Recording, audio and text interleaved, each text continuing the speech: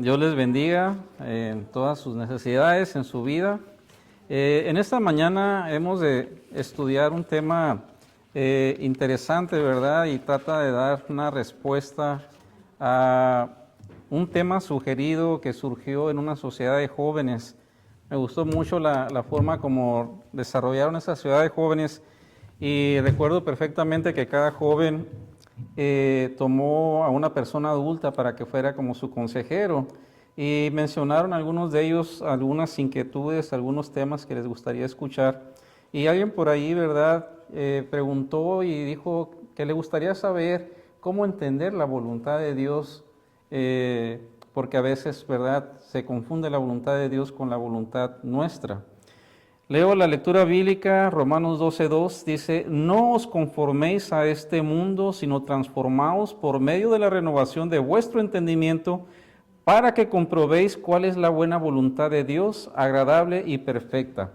Desde esta perspectiva, podemos darnos cuenta que la inquietud de Pablo aquí es que logremos comprender cuál es la buena voluntad de Dios, pero menciona la renovación de vuestro entendimiento. En otras palabras, la voluntad de Dios no es algo que esperemos que venga hacia nosotros de la nada, sino que es algo con lo cual Dios está trabajando en nuestro entendimiento, a través de la lectura de la palabra de Dios, a través de la comunión, en la adoración y todos esos elementos importantes que existen en la vida del cristiano.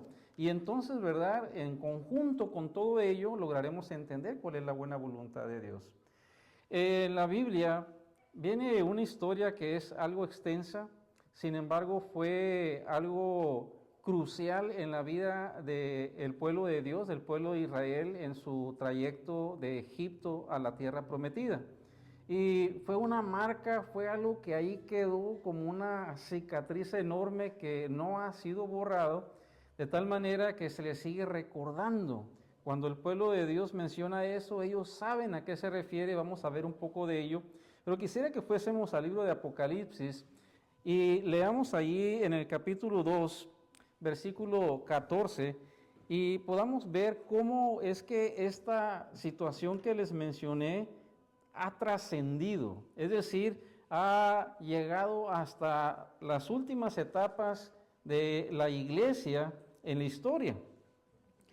Apocalipsis 2:14 dice, pero tengo unas pocas cosas contra ti, que tienes allí a los que retienen la doctrina de Balaam, que enseña a Balac a poner tropiezo ante los hijos de Israel, a comer de cosas sacrificadas a los ídolos y a cometer fornicación.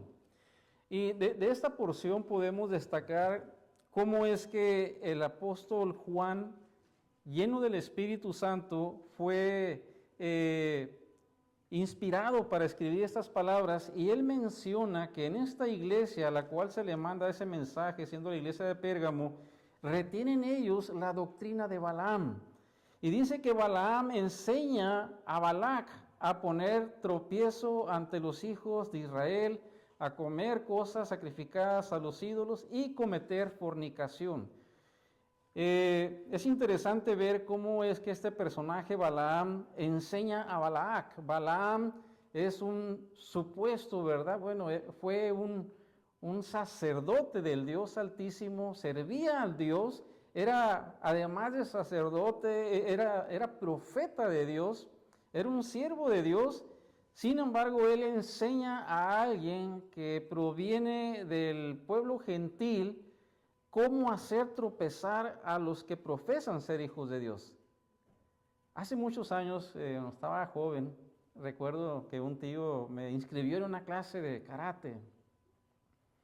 Y el maestro no se ocupaba solamente en enseñar a tirar golpes y protegerse y todas esas cuestiones. Y entonces recuerdo perfectamente que el maestro decía algo interesante. El maestro nos decía muchas cosas para evitar conflictos. Y entonces él decía que la mejor forma de evitar un conflicto es no estar allí. La mejor forma de esquivar un golpe es no estar allí. Pero también nos dijo algo interesante, nos dijo que los peores enemigos son los iguales a nosotros. Y él decía, ¿Quién creen ustedes que es el peor enemigo de un karateca? Otro karateca. Y entonces veremos en el trayecto de este tema en esta mañana cómo es que Balaam, siendo uno que debiera formar parte del pueblo de Israel, en lugar de ser uno con ellos, estaba siendo su principal enemigo, enseñándoles sus debilidades para que fuese atacado el pueblo de Israel. Ahora nos vamos a ir al libro de Números y nos vamos a situar ahí en los capítulos 22 en adelante. En el capítulo 22, hermanos, por cuestión de tiempo no lo vamos a leer todo, vamos a solamente tomar algunos versículos. Se nos dice que el pueblo de Israel en su trayectoria de Egipto a la tierra prometida, dice el versículo 1, partieron los hijos de Israel y acamparon en los campos de Moab, junto al Jordán, frente a Jericó. Y entonces vio Balac, hijo de Zippor, todo lo que Israel había hecho al amorreo, y sintió Moab temor, un gran temor por aquel pueblo, pues era muy numeroso, y se angustió Moab a causa de los hijos de Israel, y dijo a los ancianos de Madián, ahora esta gente va a devorar todos nuestros contornos como devora el buey la grana del campo.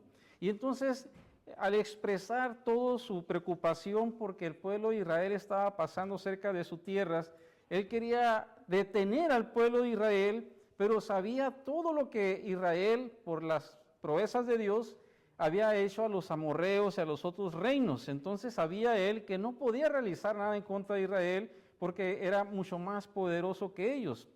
Pero este hombre, conociendo que en aquellos tiempos existía un personaje que es Balaam, y que él era un profeta de Dios, un vidente de Dios, y lo que él decía se hacía porque hasta entonces Balaam servía al Dios viviente. Entonces dijo, voy a contratar a Balaam para que venga y maldiga a este pueblo. Entonces yo podré atacarlo. Y entonces él llamó una comitiva, formó una comitiva, y dice el versículo 7, partieron los ancianos de Moab y los ancianos de Madián con las dádivas de adivinación en sus manos. Llegaron a Balaam y le comunicaron las palabras de Balac. Balaam le respondió, reposad aquí esta noche, y yo responderé según Jehová me hable. Así los príncipes de Moab se quedaron con Balaam. Y en la noche, siguiente versículo dice, se le apareció Dios a Balaam y le dijo, ¿quiénes son estos que están contigo? Balaam respondió a Dios, Balac, hijo de Zippor, rey de Moab, ha enviado a decirme, este pueblo que ha salido de Egipto cubre toda la tierra. Ven pues ahora y maldícemelo, y quizás podré yo pelear contra él y echarlo. Entonces Dios dijo a Balaam, no vayas con ellos, ni maldigas al pueblo, porque bendito es. Quisiera detenernos aquí un poquito, hermanos. Cuando hablamos de nuestra voluntad y la voluntad de Dios, tenemos que entender algunos puntos interesantes. Vamos a mencionar un poco de la voluntad de Dios. La voluntad de Dios no es variable, no es orientada a lo terrenal, no es de la manera como nosotros concibimos. Saben, hay una línea muy delgada, hablo en términos humanos, cuando hablamos de la voluntad de Dios y nuestra voluntad, hay una línea muy delgada en la cual en algunos casos podemos encontrarnos haciendo nuestra voluntad y pensando que estamos haciendo la voluntad de Dios. Y podemos ver cómo muchas personas justifican muchas acciones que realizan. O es que yo hago esto o esto otro porque Dios sabe que yo tengo necesidad y Dios se va a compadecer de mí. Y cuestiones de ese tipo que es pura mera transigencia, es decir, una negociación con lo malo para tomar alguna ventaja, ¿verdad? Y dice que al siguiente día, versículo 13, Balaam se levantó por la mañana y dijo a los príncipes de Balac, volveos a vuestra tierra. Pero fíjense lo que dice, porque Jehová no me quiere dejar ir con vosotros. En este punto, Balaam sabe perfectamente que la voluntad de Dios es que no asista a esos hombres que fueron a buscarlo. Como les dije, la voluntad de Dios no es variable. Los siervos de Balac regresaron a su tierra le dieron el informe, le dijeron, ¿sabes qué? Balaam no quiere venir con nosotros. ¿Qué hizo Balac? Dice otra vez, versículo 15, volvió Balac a enviar príncipes en mayor número y más honorables que los otros, los cuales fueron a Balaam y le dijeron, así dice Balac, hijo de Zippor, te ruego que no dejes de venir a mí. Y sigue algo interesante ahí en el siguiente versículo. Pues sin duda te honraré mucho y haré todo lo que me digas. Ven pues ahora y maldíceme a este pueblo. Balac no se dio por vencido. ¿Saben? Satanás no se da por vencido. Si te presenta una tentación y tú no accedes a ella, no creas que será la única ni la última. Te presentará una más fuerte, porque el propósito de Satanás es hacerte caer.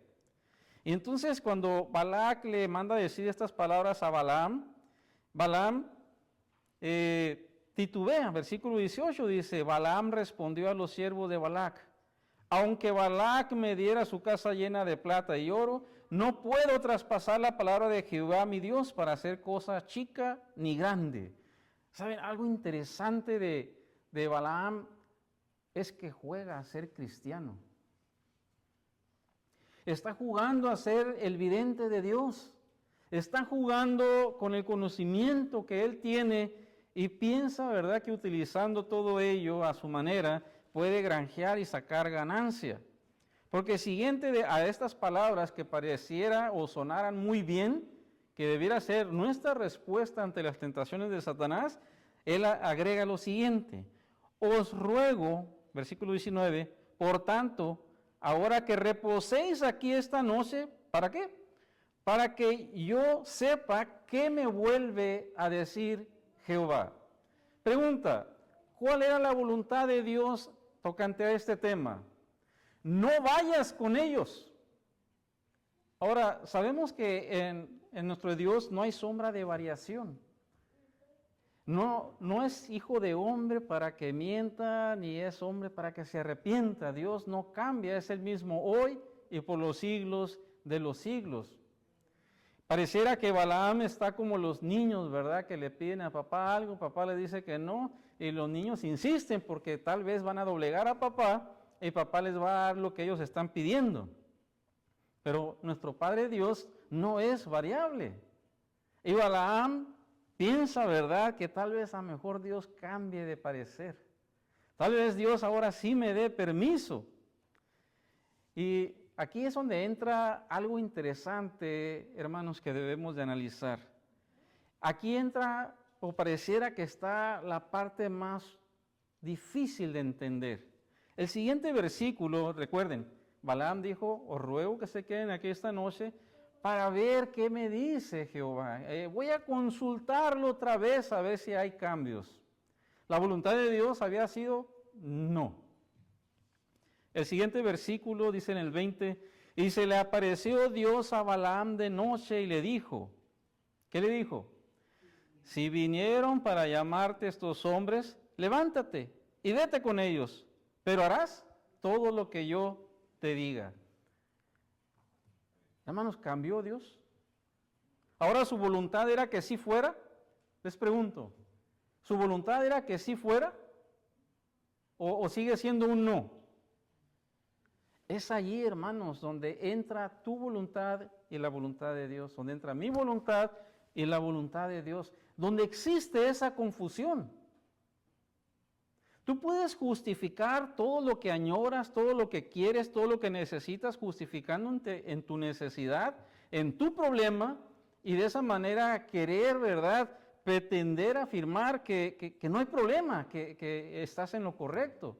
Esa es la línea delgada de la cual les hablo, en la cual podemos confundir la voluntad de Dios con nuestra voluntad.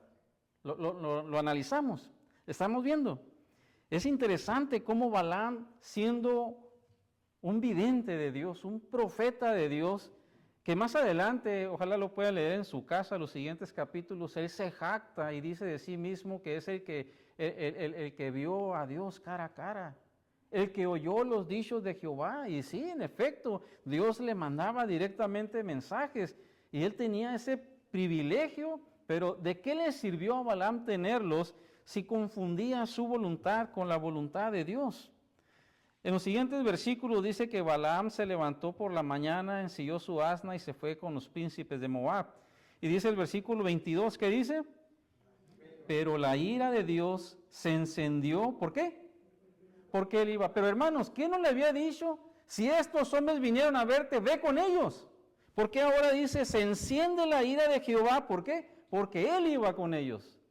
¿Cuál es la cuestión aquí? ¿Sí o no? ¿Sí o no? ¿Se dan cuenta? Y cuando tú te encuentras en una encrucijada tal en la cual tú has estado deseando algo o necesitas algo y sabes que lo que está presente a ti o frente a ti no es propio, no es correcto ante los ojos de Dios, pero tú dices es que lo necesito. Sea lo que sea, puede ser el trabajo, jóvenes, puede ser la novia, puede ser el novio. Hermano Elías, pueden ser sus amigos. Hermano José Luis, puede ser su familia, hermano, ¿o no? Puede ser su familia, puede ser su esposo, su esposa, no sabemos, ¿verdad? Pero el punto es que puede ser que nosotros justificamos muchas cuestiones y confundimos nuestra voluntad con la voluntad de Dios y creemos que estamos haciendo bien porque si hablamos de que necesito un cónyuge, pues si la Biblia dice que no es bueno que el hombre esté solo, hermanos, ¿qué tiene de malo que yo consiga una pareja? La Biblia aprueba que el hombre no esté solo, no estoy haciendo mal. Pero si esa pareja no es la pareja indicada, tiene ciertas características no apropiadas, es un no. Es un no. Ahora, Balaam era consultado por muchas personas porque era hasta ese momento un siervo de Dios. Por consiguiente, mucha gente iba a visitarlo. Él acostumbrado estaba a ir a visitar para orar por personas enfermas, para aleccionar a personas en el conocimiento de Dios. Sin embargo, en esta cuestión, él tenía una misión que realizar en la cual se le estaba contratando, ni siquiera se le estaba consultando, se le estaba contratando. Había riquezas, había dinero de por medio. Y él, ¿verdad?, estaba accediendo a todo eso. Y es allí donde se muestra que la ira de Dios se encendió porque él iba. Hermanos, no voy a tocar los demás puntos que son interesantísimos, ¿eh? Cómo es que termina peleando el hombre de ojos abiertos que vio a Dios cara a cara, que hablaba con él cara a cara, que recibía sus mensajes cara a cara, terminó peleando con un animal, hermano, discutiendo con un animal. El animal le mostró más inteligencia y hasta salvó su vida de que el ángel, porque después de esto, de que se enciende la ira de Dios, va un ángel a encontrarse con Balaam y va dispuesto a acabarlo con él, a aniquilarlo, a darle muerte. ¿Saben por qué se salvó Balaam? Dios usó a la burra, qué feo se oye, ¿verdad? Usó el asna. Y esa asna fue quien le dio, por gracia de Dios, la oportunidad de conservarse en vida. Que si no hubiera sido así, él hubiera sido muerto. Y es allí donde nosotros podemos ver aún la misericordia de nuestro Dios. Es interesante notar, hermanos, cómo Balaam confundió su voluntad con la voluntad de Dios. A final de cuentas, por allá en el capítulo 23 se relata cómo es que él fue, aún a pesar de que el ángel se le apareció enfrente con la espada desenvainada y su burra 3 veces, ¿verdad?, se aleja para no ser muerto. Aún así, el ángel de Jehová le dijo, ve, ya que estás decidido, ve. Pero vas a hacer lo que yo te diga y solamente vas a hablar lo que yo te diga. Él utilizó liturgia, hermanos, hebrea. Porque cuando llega con Balac, le dice, vamos a hacer un altar, así se va a hacer, así. Usó liturgia hebrea en los sacrificios para que Dios se presentara. Dios se presenta y él empieza a bendecir en lugar de maldecir. A final de cuentas, después de que le bendice algunas veces al pueblo de Israel, Balac, se molesta. Capítulo 24, versículo 10. Dice, entonces se encendió la ira de Balac contra Balaam y batiendo las manos le dijo, para maldecir a mis enemigos te he llamado, pero tú lo has bendecido ya 3 veces. Ahora, huye a tu lugar. Yo te dije que te iba a honrar, pero Jehová te ha privado de honra. Y saben, esas palabras calaron en el corazón de Balaam. Me ha tocado escuchar de muchos hermanos que dan su testimonio. Muchos de ellos me han dado gusto porque dicen que han sacrificado oportunidades buenas por servir a Dios. Unas posiciones altas, unas posiciones de gran prestigio, mejores salarios, mejores beneficios, y las han sacrificado con tal de no exponerse, alejarse de los caminos de Dios. Pero ha habido otros que también lo dicen a manera de queja. No acepté el trabajo porque me pedían que trabajara algunos sábados. Si no, estaría ganando más, hermano Elías. ¿Es la misma? No es la misma. Uno está quejándose que por servir a Dios perdió honra. Como dice aquí Balac, pero Jehová te ha privado de honra. Y esa es la cuestión de Balaam, esa es la doctrina de Balaam. Después de que Balac le dice eso, Balaam pareciera que se mantiene firme en su fe y le dice, no te declaré yo también a los mensajeros que me enviaste diciendo, aunque Balac me diera su casa llena de plata y oro, yo no podré traspasar el dicho de Jehová para hacer cosa buena ni mala de mi arbitrio. Pero lo que hable Jehová, eso diré yo. Sigue jugando con el conocimiento que tiene. Sigue usando las escrituras porque en su corazón no estaba ese sentir. Su sentir no comulgaba con eso que él estaba diciendo, y lo vamos a ver cómo el espíritu de profecía lo menciona. Y al terminar el capítulo 24 viene ese capítulo oscuro del pueblo de Israel, Baal Peor. Y el capítulo 25 empieza a mencionar que Israel estaba en Sittim cuando el pueblo empezó a prostituirse con las hijas de Moab. ¿Quién era Moab? ¿Quién es Moab? ¿Quién es Madián? Si vamos nuevamente al capítulo 22 de Números, dice, partieron los hijos de Israel y acamparon en los campos de Moab. Entonces, ¿de quién estamos hablando? Del rey Balac.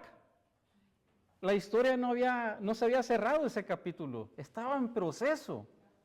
Y entonces dice aquí que el pueblo de Israel empezó a prostituirse con las hijas de Moab, las cuales invitaban al pueblo a los sacrificios de sus dioses. El pueblo comió y se inclinó a sus dioses, y así acudió el pueblo a Baal Peor, y el furor de Jehová se encendió contra Israel. Surgió una gran mortandad. Una gran mortandad. Vamos a adelantarnos un poquito y veamos allí en el versículo 9 del capítulo 25. 9. Dice, los que murieron a causa de aquella plaga fueron ¿cuántos? 24,000. Imagínense ustedes que dentro de esos 24,000 no eran un grupo que estaban juntos.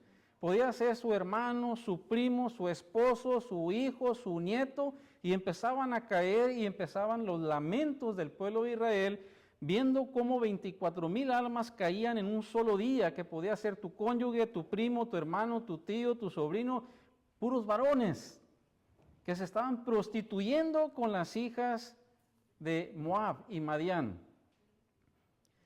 Y cuando esto sucede, ante esta mortandad, dice ahí que estaba Moisés dialogando con los ancianos del pueblo frente al santuario terrenal, y estaba el sumo sacerdote y estaba el sacerdote Finés, hijo de Eleazar, dialogando sobre todo aquello, cómo hacer para detener esa mortandad, y pasa por enfrente de ellos un israelita con una madianita. Esta fue la que me gané en aquellos sacrificios, y lo llevó a su tienda para tener actos ilícitos. Y Finés, hijo de Eleazar, tomó una lanza, los persiguió y los alanceó por el vientre a los dos. Y dice el Señor que eso causó que la ira de Jehová se contuviera. Y entonces Dios da una orden tremenda a Moisés, Y le dice en el versículo 5, matad cada uno aquellos de los vuestros que se han juntado con Baal Peor. Le había dicho, toma todos los príncipes del pueblo y ahórcalos ante Jehová a plena luz del día, para que el ardor de la ira de Jehová se aparte de Israel. Y entonces, ¿verdad? Ante esta situación se detiene la ira de Dios. Y ahí vamos a dejar por lo pronto la investigación bíblica. Ahora quiero hablarles lo que la hermana White menciona acerca de Balaam. Se dice aquí que Balaam había sido una vez hombre bueno y profeta de Dios, pero había apostatado y se había entregado a la avaricia. No obstante, aún profesaba servir fielmente al Altísimo. Él no ignoraba la obra de Dios en favor de Israel, y cuando los mensajeros le dieron su recado, él sabía muy bien que debía rehusar los presentes de Balac y despedir inmediatamente a los embajadores, pero se aventuró a jugar con la tentación. La voluntad de Balaam era adquirir todos aquellos bienes, pero la voluntad de Dios es que no fuera. Sin embargo, allí, ¿verdad? Pareciera que la voluntad de Balaam se sobrepuso a la voluntad de Dios. Y dice algo interesante la sierva del Señor. Balaam sabía que su maldición no podía perjudicar en manera alguna a los israelitas. Él sabía que no podía hacer nada en contra de ellos, pero escuchen lo siguiente. Dios estaba de parte de ellos y siempre que le fuesen fieles, ningún poder terrenal o infernal adverso podría prevalecer contra ellos. Ahí está la clave, hermano. Mientras ellos sean fieles, mientras ellos sean obedientes, nada les podrá hacer daño. Eso era la inteligencia que Balaam estaba utilizando. Y dice que durante la noche el ángel le dijo, no vayas con ellos, ni maldigas al pueblo porque es bendito. Y dice aquí, por la mañana Balaam de mala gana despidió a los mensajeros. Acuérdense que leímos que decía, Jehová no me quiere dejar ir. No me da permiso para ir con ustedes. De mala gana les dijo a los mensajeros esos. Volveos a vuestra tierra porque Jehová no me quiere dejar ir con ustedes. Quisiera que fuéramos, antes de continuar, allí a 2 de Pedro, capítulo 2, versículo 15. Y veamos lo que Pedro habla acerca de este personaje Balaam, tocante a esta situación que estamos analizando. 2 de Pedro 2:15 nos dice lo siguiente. Han dejado el camino recto y se han extraviado siguiendo el camino de Balaam, hijo de Beor, el cual amó el premio de la maldad. Balaam, cuando les dijo a los mensajeros, váyanse porque Dios no me quiere dejar ir con ustedes. Él amaba tanto lo que ellos le estaban ofreciendo que estaba dispuesto a ceder a sus principios, a sus propósitos espirituales, con tal de conseguir aquello que él consideraba una bendición. Y menciona aquí algo importante, hermanos. Quiero leerles algo. El pecado de la avaricia, que según la declaración divina es idolatría, le hacía buscar ventajas temporales y por ese solo defecto Satanás llegó a dominarlo por completo. Escuchen lo siguiente, así muchos se dejan desviar de la senda de una estricta integridad. Está hablando de nosotros. Así muchos se dejan desviar de la senda de una estricta integridad. Está hablando de ti y de mí. Está diciendo que a veces estás dispuesto, o estoy dispuesto, estamos dispuestos a desviarnos un poquito, de no ser tan estrictos.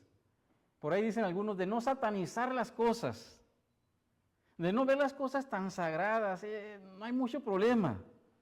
Y sigue diciendo, después de cometer una mala acción, les resulta más fácil cometer otra, porque el efecto dominó no se detiene, hermanos. Y se vuelven cada vez más presuntuosos. Acabo que Dios nos va a perdonar. Dios es misericordioso y empezamos a jugar con la gracia. Empezamos a hacer lo que mencionamos en la lección, hermanos, ¿verdad? Somos más culpables del hecho de que sabemos el sacrificio del Señor Jesús y lo hacemos vano. Sigue diciendo, Muchos se lisonjean creyendo que por un tiempo pueden apartarse de la probidad estricta para alcanzar alguna ventaja mundana y que después de haber logrado su fin podrán cambiar su conducta cuando quieran. Los tales se enredan en los lazos de Satanás, de los que rara vez escapan. Así de que pudiéramos en algún momento estar creyendo que podemos jugar con ello, pero dice la hermana White que rara vez se escapa de esos lazos. Porque el Señor Jesús lo dijo así: donde esté tu tesoro, allí va a estar tu corazón. Ahora te pregunto, ¿cuál es tu tesoro? ¿Qué es tu tesoro? Sigue diciendo la sierva del Señor, dice, por segunda vez Balaam fue probado. Por segunda vez, la segunda visita.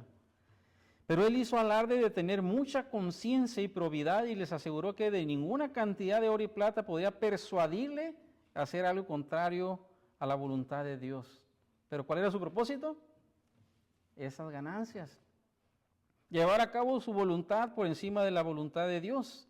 Dice, pero él anhelaba acceder al ruego del rey, aunque se le había comunicado la voluntad de Dios en forma definitiva, él quería realmente alcanzar esos bienes.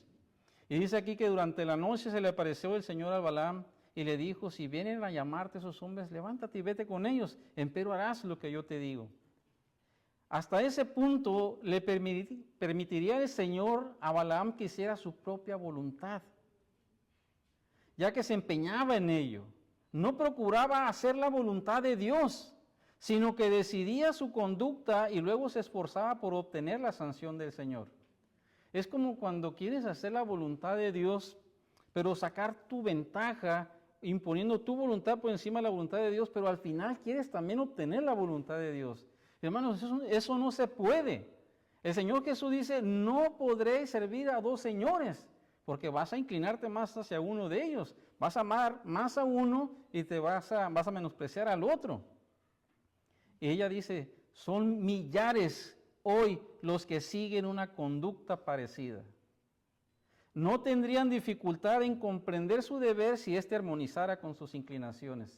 En otras palabras, si la voluntad de Dios fuera como lo que tú quieres, no tendrías ningún problema por aceptar la voluntad de Dios. Pero como en muchos de los casos la voluntad de Dios se opone a nuestra voluntad, pues ahí está el problema. Y fíjense lo que dice aquí, pero Dios no tolera que los hombres se burlen de Él. A menudo les permite a tales personas que sigan sus propios deseos y que sufran también las consecuencias. ¿Hasta cuándo estarás haciendo tu voluntad por encima de la voluntad de Dios? Dios te da el permiso. Pablo lo dice de otra manera. Todo me es lícito, pero no todo conviene.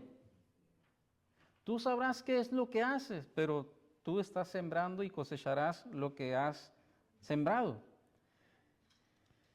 Dice aquí que cuando la última vez que fueron los siervos de Balac ante Balaam, la sierva del Señor explica que hubo una demora de parte de Balaam. Tal vez estaba en esa lucha, ¿verdad? En esa estira y afloja de si voy o no voy, si hago la voluntad del Señor o hago la mía. Y dice que los siervos se fueron porque él tardó. Y entonces por eso él cuando ya se decide, ensilla su asna y sale. Por eso no se menciona la presencia de los moabitas, porque Balaam iba solo a causa de la demora. Y entonces sucede lo que mencionábamos acerca del asna. Balaam la azota, Balaam la golpea. Es interesante cómo este capítulo de Patriarcas y Profetas menciona el cuidado que Dios quiere que tengamos sobre los animales. Él habla allí acerca de eso, porque Balaam azotó a la burra. Y cuando la burra habla, se oye feo, hermanos, y cuando la asna habla, le dice, ¿qué acaso he hecho yo siempre esto contigo? No. ¿Y entonces qué pasa contigo, Balaam? Oh, es que si tuviera una espada ahorita mismo te mataba. Y la hermana White habla acerca del cuidado de los animales. Quiero decirles que nosotros tenemos una responsabilidad para con Dios tocante a los animales, el cuidado de ellos y el no hacerles daños, porque son seres vivos, hermanos. Dios los creó. Cuando Balaam se encontraba ya por maldecir supuestamente al pueblo de Israel, y que se le apareció Dios en esos altares que había edificado, fíjense qué maravilloso es Dios y cómo es que Dios le estaba dando una serie de oportunidades a Balaam. Dice que las visiones en las cuales él tuvo y pudo escuchar de Dios, ¿cuáles eran esas palabras que él dijo? ¿Recuerdan? Él bendijo a Israel 3 veces, una de ellas fue una profecía. Esas palabras, cuando las recibió él, se le mostró algo en visión. Dice la sierva del Señor, no solo se le mostró a Balaam la historia del pueblo hebreo como nación, sino que contempló el incremento y la prosperidad del verdadero Israel de Dios hasta el fin. Vio cómo el favor especial del Altísimo asistía a los que le aman y le temen. Fíjense, les vio sostenidos por su brazo entrar en el valle de sombra de muerte, les vio salir de la tumba coronados de gloria, honor e inmortalidad, vio a los redimidos regocijarse en las glorias imperecederas de la tierra renovada. Todo esto miró Balaam. Y aún así persistió obstinadamente en su proceder pecaminoso. Hermanos, cuando tú sigues haciendo tu voluntad por encima de la voluntad de Dios, te vas a volver obstinado. Y ni siquiera una visión grandiosa como esta que miró Balaam va a ser suficiente para que te vuelvas de tu mal camino.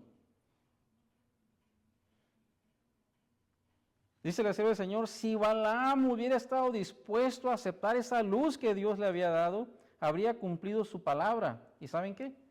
Inmediatamente habría cortado toda relación con Moab. Pregunta, ¿cuál es tu relación con Moab?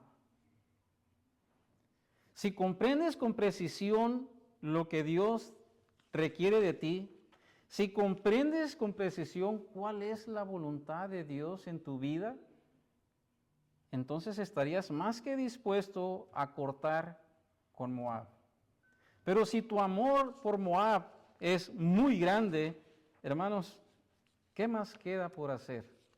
¿Cuántas oportunidades Dios le dio a Balaam? Considero que esta de la visión fue la más grandiosa. La más grandiosa.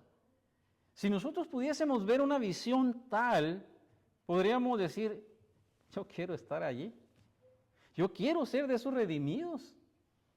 Y entonces diríamos como Pablo, y con tal de proseguir a la meta, todo lo demás para mí es basura, porque eso es lo importante.